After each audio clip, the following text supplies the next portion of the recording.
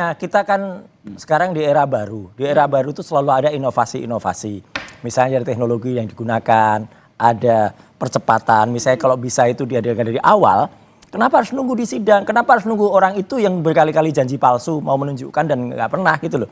Jadi saya tuh curiga nanti kalau nanti di persidangan nggak akan dia nunjukkan di persidangan, ya. Wong sudah sampai 6 persidangan aja nggak pernah dia mau datang, gitu loh. Jadi apalagi kemarin anak buahnya, sekali lagi saya sebut Andi Aswanto menunjukkan bukti palsu yang kata itu kan asli. Kan asli dia sempat bilang dari mana? Dari orang sempat dia mau bilang itu dari Jokowi tapi dia nggak state itu. Tapi kan sudah orang-orang itu percaya kalau itu dari Jokowi gitu loh. Dan kemudian tunjukkan ternyata palsu. Apalagi dia berdebat dengan si ahli abal-abal itu, si Joshua itu. Ya kan dari kamu, bukan saya gitu. Waduh apa? Pokoknya lucu banget. Pak Rifai pasti juga senyum lah melakukan. Jadi di situ saja sudah tampak kebohongannya. Apalagi nanti di persidangan akan bohong ada kecurigaan ya tidak akan dikeluarkan. Oke. Gitu gelar perkara kan sebenarnya juga sudah dilakukan ya di Barreskrim pada saat itu dan juga Bung Rifai ikut pada saat itu. Nah, nanti apa yang membedakan gelar perkara yang sudah dilakukan dulu di Barreskrim dengan yang akan digelar nanti oleh Polda Metro Jaya? Nah, kalau sekarang prediksi ya, karena yang mengajukan kan dari pihak tersangka ya. Biasanya menerima keluhan-keluhan dari tersangka dan nanti akan dievaluasi. Ya, lebih kepada proses. Tapi kembali lagi kalau masuk ke substansi apalagi pembuktian di pasal 312 ini sudah diatur secara rigid bahwa yang bisa memeriksa itu adalah hanya hakim.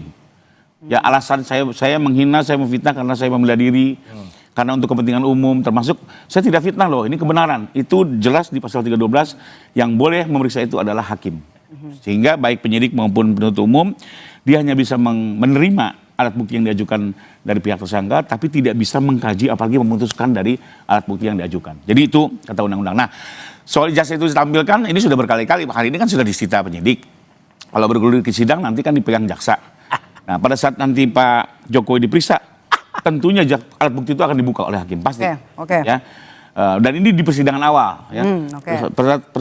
Persidangan awal pasti setelah eksepsi langsung masuk ke pemeriksaan korban, di situ akan digali dan di saat itulah ijazah pasti akan ditunjukkan. Pasti akan ditunjukkan dari Pak Jokowi. Tapi kalau dari kubu Roy Suryo, apa nanti bukti yang akan disampaikan? Oh ya jelas karena udah berkali-kali palsu yang tampilkan, apalagi itu katanya tuh ketua umum Jokowi mania ya, udah suka menunjukkan katanya asli.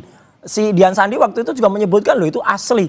Mana sekarang udah orang bilang asli dan Jokowi ketika sewani oleh Dian Sandi juga mereka ya itu asli. Jadi Bu Roy apa yang mau Anda bawa nanti di perkara nanti khusus? Bukti ijazah yang memang benar-benar asli, yang ada watermarknya, yang ada embossnya, dan itu tidak ada di ijazah yang selama ini ditampilkan oleh orang dekat.